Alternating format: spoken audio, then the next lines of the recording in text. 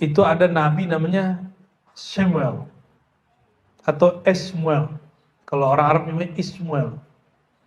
Nabi Samuel. Nabi ini kalau perang pasti menang. Sehingga dikira dia ini dukun.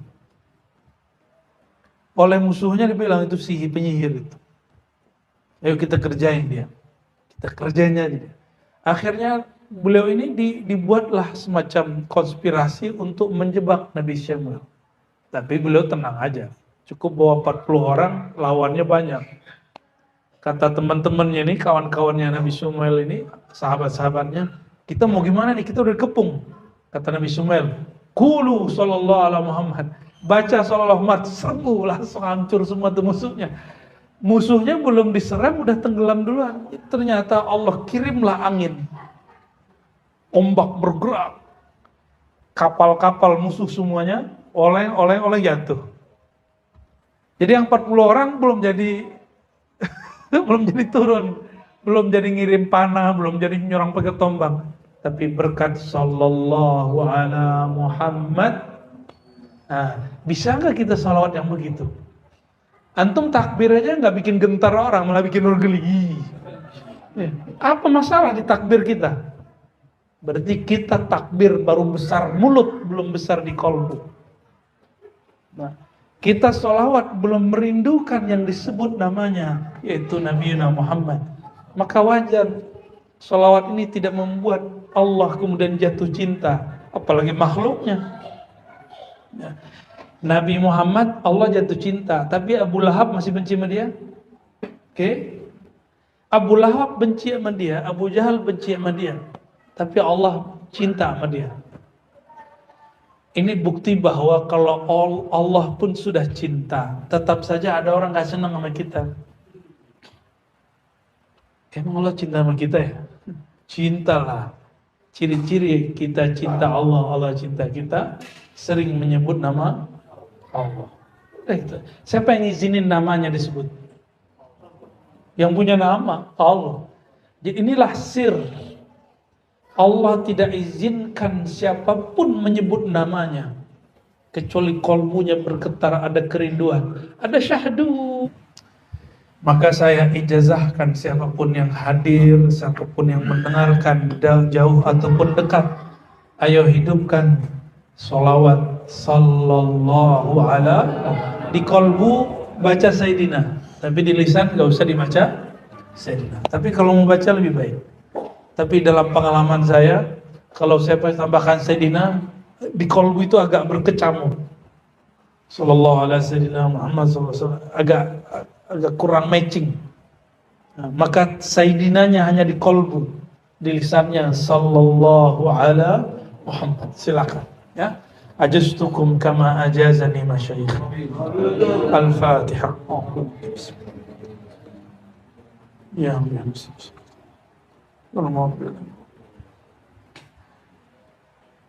ada kiai kita ngijazahin 313 sehari. Ada yang 400, ada yang 500, ada yang 1000. Terserah antum. Ya, kalau aneh nggak ada hitungan lagi lah. Cuma rutin, ada yang aneh rutinkan tiap malam. Nggak boleh kurang dari 500. Kalau kurang diqadha. Tapi standarnya 1000. Yang masih hidup sekarang di Mesir, Syekh Ali Jum'ah, Syekh Al-Kattani, Abdul Ba'is Kattani, itu ngomongnya gitu sama. Muhib pencinta Rasulullah minimal sallallahu alaihi Muhammad 1000 setiap hari. Itu mereka yang ngomong masih hidup. Antum kalau kurang yakin dengerin aja bahasa Arabnya, cuma kalau antum nggak paham, aneh nggak jamin. Kalau Buya Asfi, Buya ini, Buya Aldomi paham lah ya, alhamdulillah. Baik, kita terakhir bab akidah ya. Akidah Imam Ghazali. Lupa ya, udah lama bener.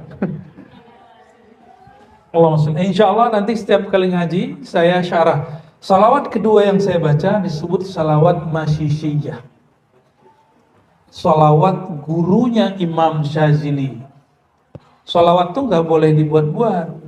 Salawat tuh nggak boleh bid'ah. Ya, yang buat-buat silakan Pak Haji, Pak Insinyur. Ya. Salawat itu kalau dibuat-buat namanya bid'ah. maka dia harus berdasarkan ilham. Saya bersaksi, nggak ada sholawat yang dibuat-buat oleh seorang imam kecuali sholawatnya nggak didengar orang kecuali dia sendiri yang baca. Nggak akan diamalkan orang.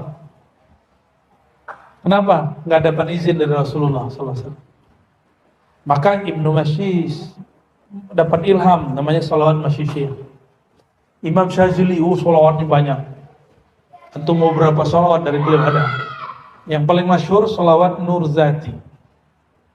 Allahumma shalli ala sayyidina Muhammad Nur Zati wa sirri sari fi jamil asma'i was sifat. Ada sholawat yang lain. Nikmat-nikmat. Nanti setiap kali mulai kajian, saya akan mulai di sesi pertama syarah Hizb Bahar, sesi kedua syarah sholawat.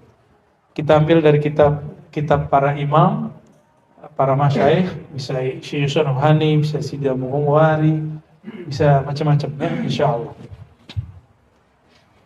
Sebagai hadiah lah ya, biar tambah semangat baca sholawatnya. Jadi bagi kita faedah-faedah itu hanya sebatas motivasi, bukan tujuan. Tujuan kita cuma satu, mahabbatun Nabi, mahabbatullah, cinta Nabi, cinta Allah. Hanya itu, gak ada lagi. Mau ngapain kita sholawat ya? Masih ingat gak terakhir bahas apa? Aduh, saya lagi nggak mood bahas akidah nih ya. Dari kemarin bahas akidah terus. Kita loncat dulu ya, akidahnya di skip. Sekarang bab Asrarut Thaharah. Asrarut Thaharah.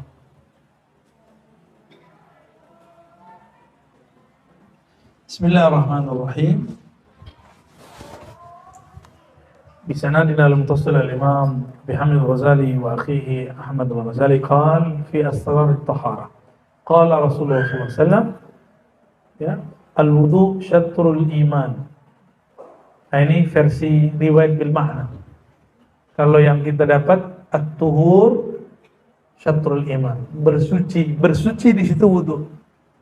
Bersuci di situ termasuk mandi wajib, mandi sunnah ya. Syatr artinya separuh. Apa maknanya? Tidaklah ada sholat seseorang diterima di sisi Allah kecuali dia sholat dalam keadaan berwudu. Jadi sholat gak sah kalau nggak wudu. Itu maknanya separuh. Gitu ya.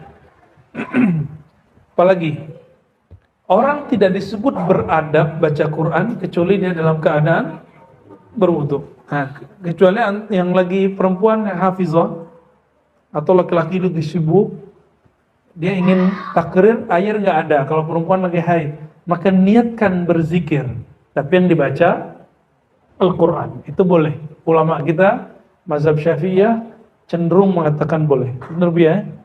Tanya kalau mazhab Syafi'i, tanya ke Buya Zul Asfi, ya, Mufti Ribat Nuraniyah. Ya. Kalau mufassirnya, no sampingnya, Dr. Aldomi ya. Ya. Ahli zikirnya belakangnya, no, paletkol. Barakallahu fikum ya, semoga khidmatnya diberkahi Allah SWT. Wa qala alaihi salatu wassalam, Rasulullah, nah, ini masih riwayat bil makna.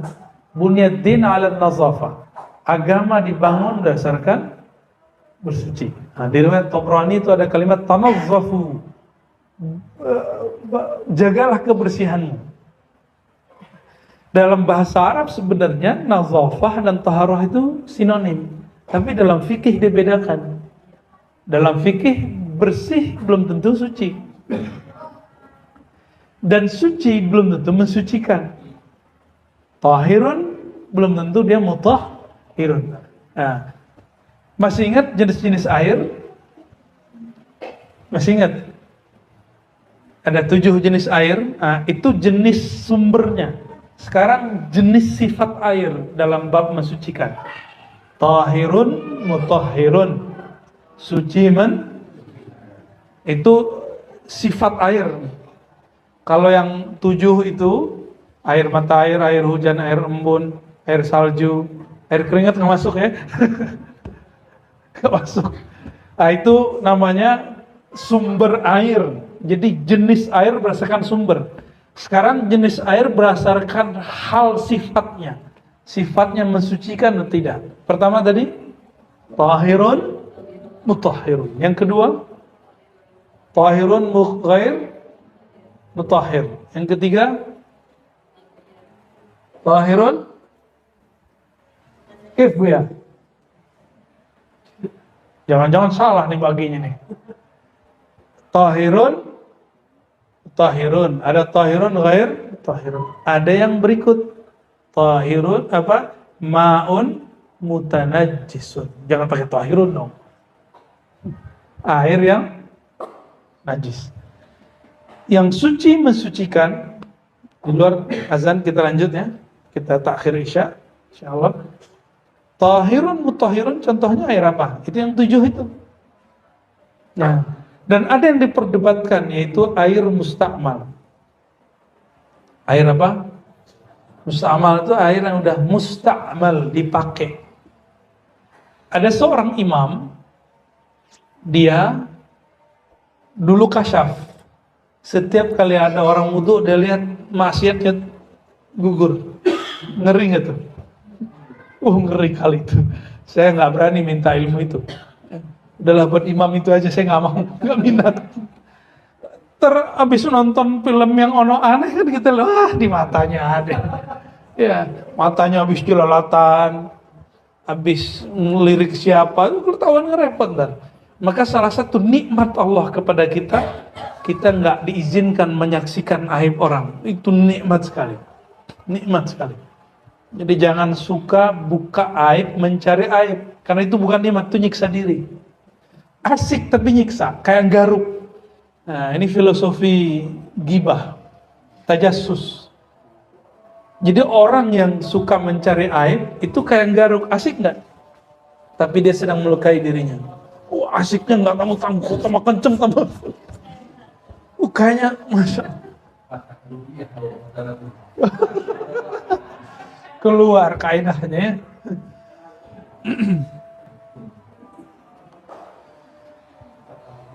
Air mustakmal. Tapi imam ini doa, ya Rabb, ini kasyaf. Saya yakin bukan kasyaf ilahiyah, tapi ini kasyaf syaitaniyah. Engkau yang membuka, tapi dimainkan setan. Maka ya Allah, detik ini tolong tutup dari pandanganku. Dia usap matanya, langsung dia nggak bisa lihat. Langsung dia nggak bisa lihat. Dia ngeliat normal lagi. Maka si imam ini kemudian memfatwakan yang tadinya air mustakmal itu tidak sah atau minimal makruh, sekarang dia mengatakan sah. Nah itu kronologis ilmu hakikatnya begitu. Saya memilih babnya tafsil. Jika mustakmalnya ista'malahu Nabi SAW, maka itu tahirun mutahhirun. Ya, kalau dipakai bekasnya Nabi itu suci. Kalau wali belum.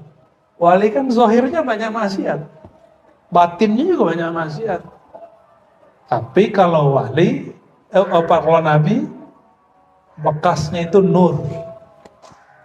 Bekasnya itu. Jadi jangan wudhu pakai bekas Buya Asfi. Pakai Buya Anomi jangan ya. Apalagi bekas aneh jangan ya. Itu bid'ah itu ya. Taib. Ada kemudian air yang mutanajjis. Ada juga yang makruh seperti air musyammas, ya kita sudah nggak bahas itu, tapi saya langsung ke mutanajjis. Air mutanajjis ini air bukan menambah suci, justru tambah kena, tambah basah, tambah kotor. Ya. Sekarang kalau air kopi bisa nggak pakai wudhu? Minum dulu ya. Bismillah. Gimana? Ini tohir nggak? Tohir nggak? Saya minum dulu ya. Coba wudhu pakai air teh, air kopi. Sah nggak? Berarti ada satu jenis lagi. Tadi, tahirun ghairu, apa contohnya? Air kelapa, air yang sudah mughayyir launnya, yang sudah berubah warnanya, berubah rasanya. Nah, ini masuk. Ya. Jangan tanya air keringat. Air keringat gak masuk ya. Kecuali keringat Rasulullah dipakai untuk wangian, boleh. Air Coca-Cola gimana? Sprite. Nah, air kopi kenangan. Masuk nggak? Kalau masa lalu kan kenangan pahit ya. Mantan tuh indah apa pahit? Nah, maka ada kenangan yang pahit, ada indah. Makanya rasanya ada yang pahit-pahit, ada yang manis. Gak nyambung.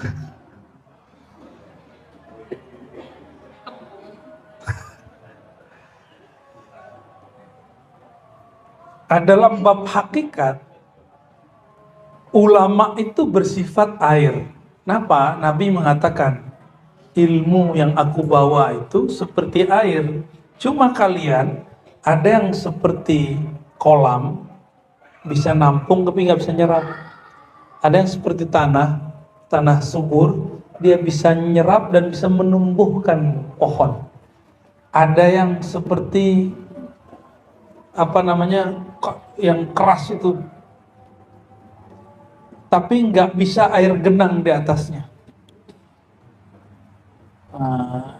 Ya lantai lah, udah air nggak genang, nggak ada air lah, jadi air udah lewat. Nah, itu kalau punya orang kafir. Maka seorang guru, seorang muallim itu ibarat air. Nah, muridnya itu seperti penampungnya. Ini penampungnya yang mana nih? Ya, penampungnya yang mana? Yang tanah subur, kolam masih mending, ada manfaat. Kolam itu penghafal. Dia mengerti dia hafal teks, tapi dia tidak begitu menyerap teksnya. Nah, yang afdol itu hafal iya, paham iya, mengamalkan iya, akhirnya menumbuhkan natijah rohani. Ada natijahnya. Apa arti natijah? Hasilnya. Semoga kalbu kita masuk yang itu. Amin. Ya Rabbal Alamin. Maka mulai punya murid walaupun cuma satu orang. Walaupun yang diajar cuma sallallahu ala Muhammad. Ya, harus mulai punya murid, punya sahabat. Apalagi udah punya ilmu di dalam. Nah, maka orang yang nggak mau nyebarin ilmunya, berarti dia bukan yang dua tipe tadi, bukan tanah yang subur, bukan juga kolam. Dia mungkin yang air lewat itu, tanah sengketa. Nah, hati-hati yang punya ilmu nih, wajib ngajar, ya. Wajib ngajar deh. Ini buya-buya ini dulu nggak mau ngajar di Libat, sekarang nggak mau ngajar di Libat. Ya. Ngusungkan sama siapa? Ya. Ngajar aja. Itu yang saya lihat dulu, Hadratus Syekh Muhammad Hasan itu, beliau masih hidup. Muridnya disuruh berfatwa di depan beliau. Dr. Badi ajib. Dr. Taufik kul syai'an. Begitu beliau ngomong. Ya. Dr. Badi ayo ngomong, coba jawab, tanggapin dia yang nanya. Dr. Taufik ada tambahan. Gitu. Syekh fulan suruh jawab. Di depan gurunya disuruh. Nah, maka kita sangat senang sekali jika ada asatidz terlibat, ya, kemudian mau ngajar. Saya senang, saya bahagia, ya. Dan saya senang sekali kalau banyak juga yang datang hadir di majelis beliau, ya. Mau nggak bikin kita senang, ya. Jangan hadirnya pas kita ngajar doang. Nah, ulama itu ada yang seperti ma'un tahirun, dia cuma suci untuk dirinya sendiri, tapi tidak bisa mensucikan. Tapi mayan bisa menyegarkan. Namun ada yang tahirun, mutahhirun, dia suci dan bisa mensucikan orang. Ada ulama yang ma'un mutanajjis. Orang mengira ingin dapat ilmu dari dia, dapat suci dari dia. Tapi ya semakin datang ke majelisnya, tambah najis kata-katanya. Tambah najis kolbunya. Ada juga ulama yang ilmunya mustakmal. Ya ngopi-ngopi, lumayan. Kalau dia pakai mustakmalnya Nabi, berkah ilmunya. Mustakmalnya Habib, Kiai Wali, masih berkah. Masih berkah. Niru-niru, mustakmal itu niru-niru. Jika yang dia tiru orang soleh, wali, berkah hidupnya. Fatashabbahu, maka serupailah orang-orang soleh. Fa inna fi tashabbuhis salihin falahun. Karena dalam menyerupai orang soleh ada keberuntungan. Jadi ada ulama tipe-tipe niru. Gak apa-apa. Ilmunya bekas-bekas. Itu khair, ya. Mafi muskilah. Ada ulama yang tipenya air kelapa, bikin seger doang, tapi gak bisa pakai wudhu. Lumayan. Ada yang ulama kopi, ya kan, bisa ngiling ngantuk. Ada kan? Dia kalau ngajar, itu semua orang bangun. Ketawa mulu, ya, mata melotot terus. Tapi yang sedih itu ada mutanajjis. Ada ulama yang sifatnya mutanajis, kata-katanya mengotori hati orang, sikapnya mengotori akhlak jamaahnya. Semoga Allah lindungi umat kita dari jenis-jenis yang terakhir ini, ya, mutanajis. Nauzubillah min dzalik. Bagaimana dengan musyammas? Musyammas ini dipakai bikin penyakit kulit. Nah, ini juga muskilah, ya. Tapi masih bisa dipakai cuci baju. Sahih. Makanya ngajar, ya. Nah, kata beliau, walil taharati arba' maratib. Bersuci itu ada 4 tingkatnya. 1, tathhiruz zahir anil ahdath. Mensucikan yang zahir dari hadas. Hadas terbagi 2. Hadas yang besar, hadas yang kecil. Kalau najis 3, bedain ya. Ada yang salah paham hadas itu najis bagi dia. Sehingga ketika kakinya kena nya kucing, nya ayam, dia bilang, saya ulang wudhu lagi. Lah ulang wudhu nggak ngaruh. Yang benar, bersihkan, angkat najisnya, wudhunya nggak usah diulang. Jadi bedakan hadas dengan najis. Hadas itu hukum tidak suci, hukum kotor. Coba, mohon maaf, kentut, hukumnya kena hadas nggak? Tapi yang dicuci mana? Muka. Nah, maka orang berhadas itu hukumnya kotor. Hukumnya dia kotor.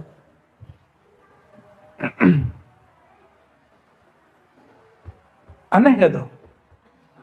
Hah? Bagi saya aneh. Maka Sayyidina Ali juga bilang ini aneh. Dan ini tanda agama itu bukan agama akal-akalan. Agama itu wahyu. Ta'abudi.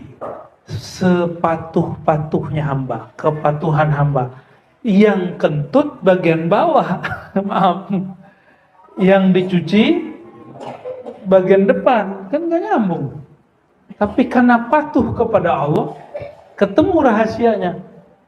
Orang kalau kentut, orang kalau mengeluarkan sesuatu dari badannya, itu ada proses panas di dalam tubuhnya. Ya. Nah, ketika dia keluarkan itu, badannya agak berubah kondisinya. Moodnya nanti berubah. Mood itu dikembalikan pakai air. Karena manusia tercipta dari air, kembalikan dia kepada air. Maka kalau lagi stres, duduk-duduk depan sungai, ya, depan danau, depan laut, ya. Jangan sendiri. Ternyembur sendiri mati, bunuh diri. Ajak orang ngopi-ngopi di situ, mancing-mancing, nyemplung mandi boleh, tapi harus ada temannya, jangan sendiri. Ya, jadi kalau kita stres jangan sendiri. Atau kalau nggak ketemu, ambil air minum. Itu cara mengembalikan mood, bukan mood, itu mati. Ini ilmunya. Ini sir daripada toharah, bersuci. Sir daripada toharah. Jadi kalau bete, jangan diikutin betenya. Harus cari sesuatu yang segar. Makanya kami dulu ketika suluk 40 hari, alhamdulillah dengan izin Allah, kalau zikir nggak dinikmati, bahasanya nggak jalan. Tasbih diputer, tapi kunyit berat di sini. Disuruh wudu, nggak juga. Sebelum wudu ngopi-ngopi dulu. Cuma waktu itu umur saya baru 12-13 tahun, saya nggak suka ngopi. Suka ngopi kan baru-baru ini. Baru disesatkan oleh seseorang. Ya. Dulu kita nggak senang ngopi. Tahu-tahu kiai-kiai semuanya rata 90% ngopi. Kiai dulu sampai ada semacam sunnatul kayahi apa? Sunnahnya para kiai itu ngopi. Biasanya ada asap-asapnya. Nah, saya ambil yang ngopinya. Ya. Yang asap-asapnya sesekali aja.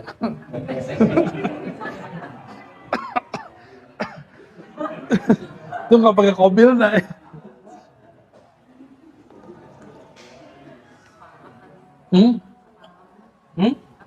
Iya.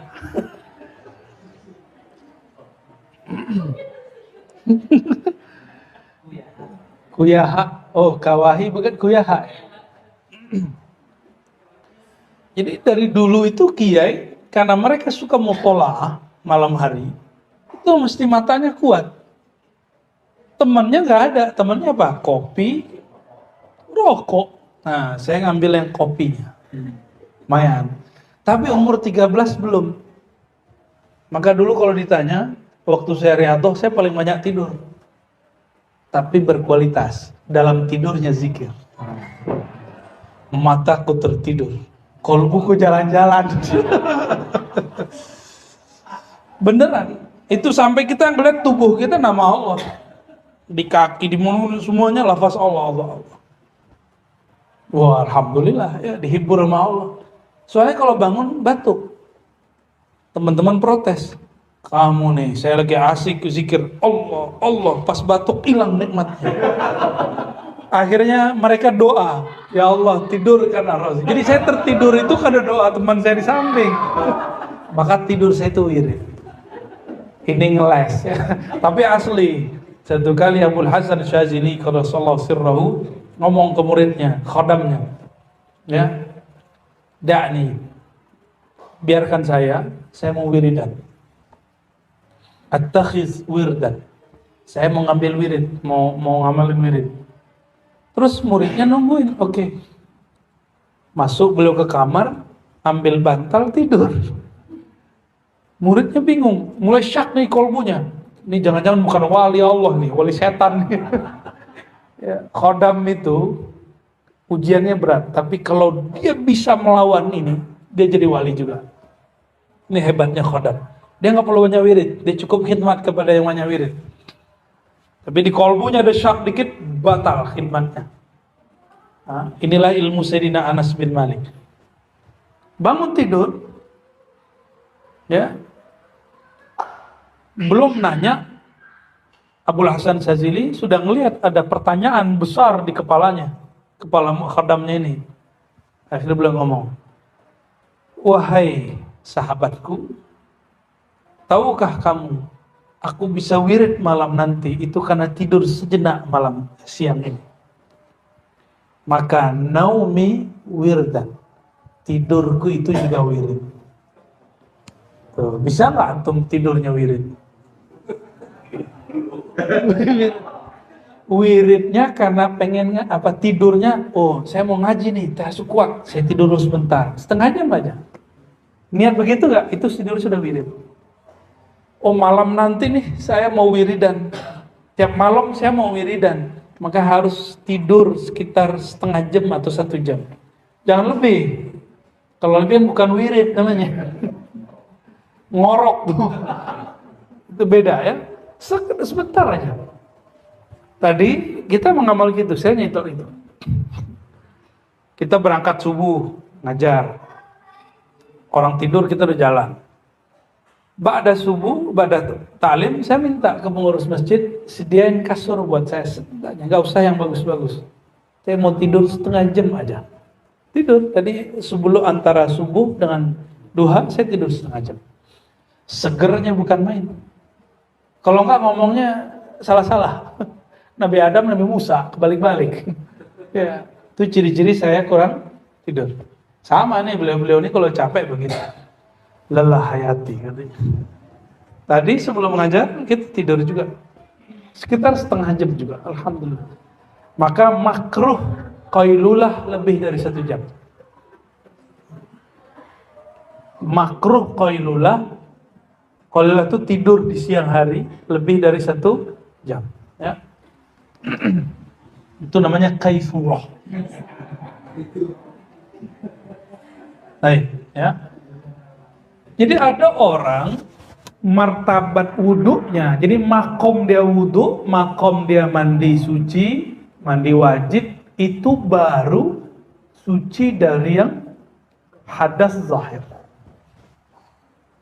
Tapi ini sudah bagus. Ini muslimin. Ini makom muslimin. Ya. Nah, cuma di sini aja udah banyak setannya, namanya walhan. Walhan itu yang bikin ragu, yang bikin kita berulang-ulang wudu, yang bikin takbir berulang-ulang. Nah, itu kena setan dia. Ada ngeliat orang imam lagi, Allahu Akbar, kita ikut Allahu Akbar. Ini sholatnya sir. Sholatnya sir. Terus dia ulang lagi takbir. Kita udah baca Fatihah, gimana tuh? Nah, itu akibat wudhunya dia diganggu, disentuh oleh setan, namanya walhan. Ada di Sahih Muslim. Nabi sendiri yang mengabarkan ada nama syaitan. Tuh setan aja punya nama, masa roh ente nggak punya nama?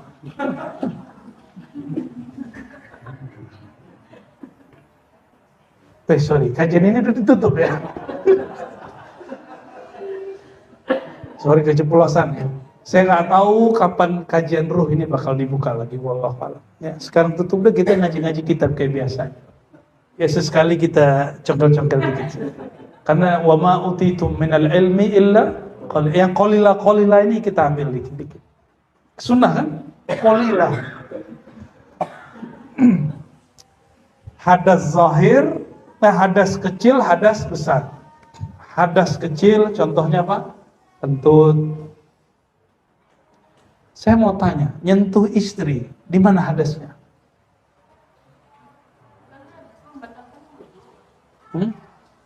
Jadi hukum hadas loh. Benar kan? Batal wudu kan? Sentuhan lawan jenis. Dalam mazhab Syafi'i loh ya, mufti. Benar ya? Batal wudu kan? Dihitung hadasnya apa? Hadas kecil. Loh, di mana hadasnya? Maka ini bukan hadas hakiki zatnya, hadas hukumnya. Tapi saya tidak mengambil mazhab itu, walaupun mazhab saya Syafi'i. Maka saya sentuhan sama istri, bagi saya nggak batal, bagi dia batal. Bagi dia, saya ini penyebab dia berhadas.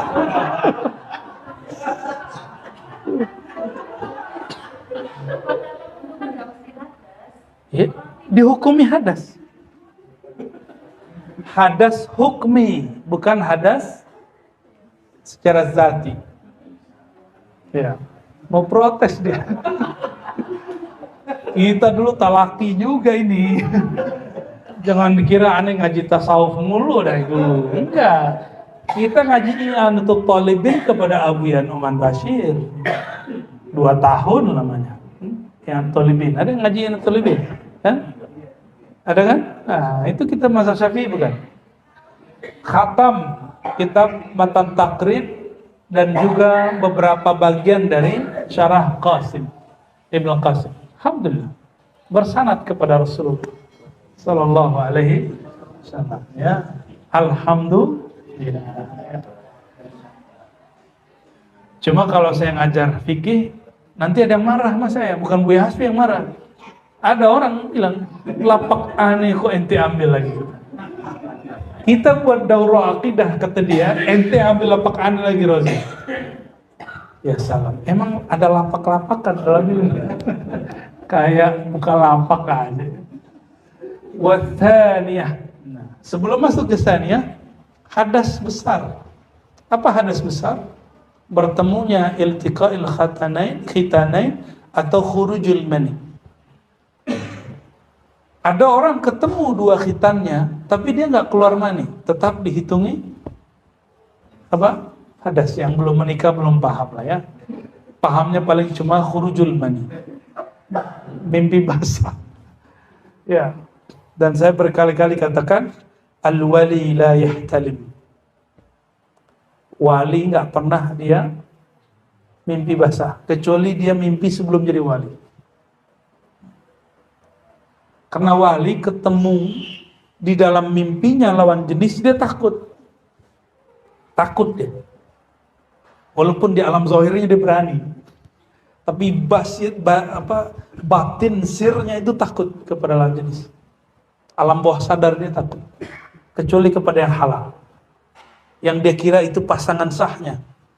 Maka Sayyidina Umar ketika mimpi basah, itu mimpi basah sama istrinya.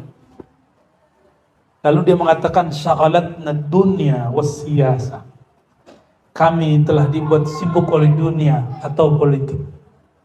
Jadi Sayyidina Umar ngecek kolbunya sudah mulai terpenuhi oleh politik dunia, itu dia cek mimpi.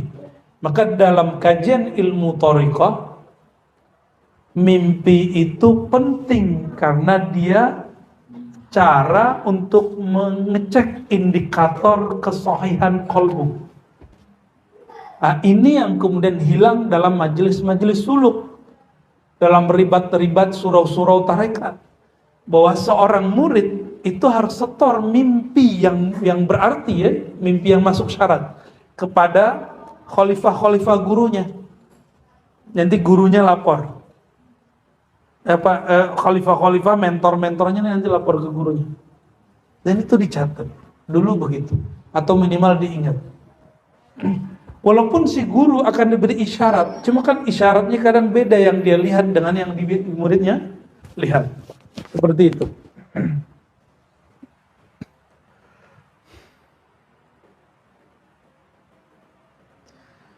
Oleh karena itu, teman-teman, usahakan kalau tidur dalam keadaan bersuci. Dingin sekali udah tayamum. Ya. Yang penting ada usaha untuk bersuci.